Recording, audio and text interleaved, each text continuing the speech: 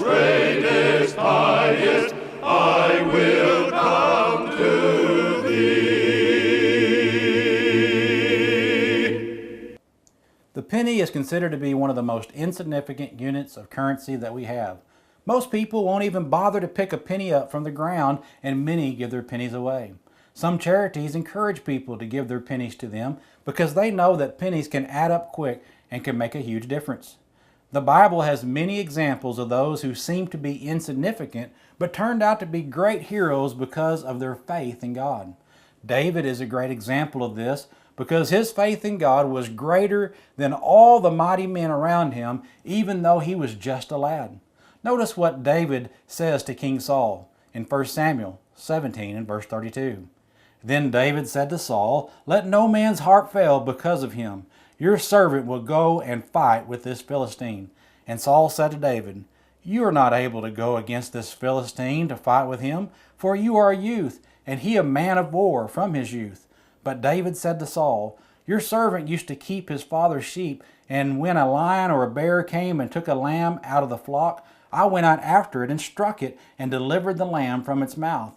And when it arose against me, I caught it by its beard and struck and killed it.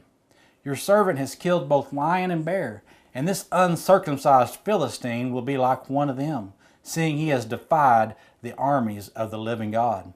Moreover, David said, "The Lord, who delivered me from the paw of the lion and from the paw of the bear, he will deliver me from the hand of this Philistine."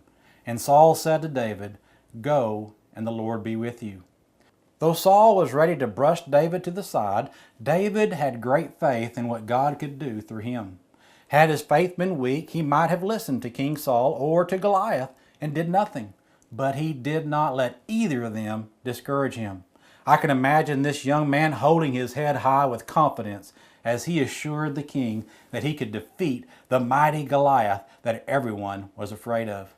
Thankfully, the king was willing to overcome his penny syndrome he had as he looked at David and decided that the value of his faith in God was great.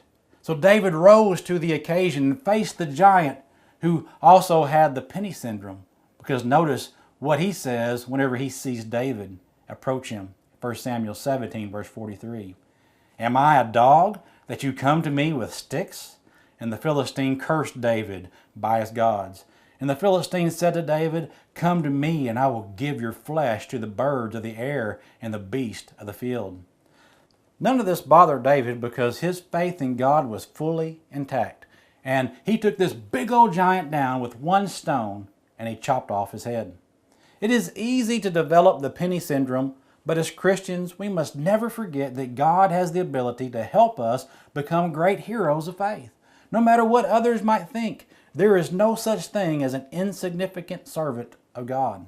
We all have the potential to do great things for the kingdom of God if we simply put our faith and trust in Him as David did.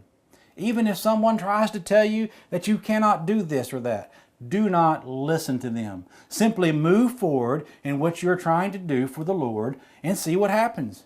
You might surprise yourself in what you can do when you stop having the penny syndrome.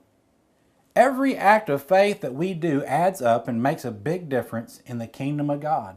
So keep pressing on toward heaven by living a faithful life to God and allow Him to work through you so you can glorify Him. As Jesus said in Matthew 5 and verse 16, "Let your light so shine before men that they may see your good works and glorify your Father in heaven." Jesus is the source of this strength, as Paul wrote in Philippians 4 and verse 12. "I know how to be abased, and I know how to abound. Everywhere in all things I have learned both to be full and to be hungry, both to abound and to suffer need. I can do all things through Christ who strengthens me." I hope that none of us ever allows ourselves to have the penny syndrome. So I hope you will keep fighting the good fight of faith and never forget that God is with you at all times.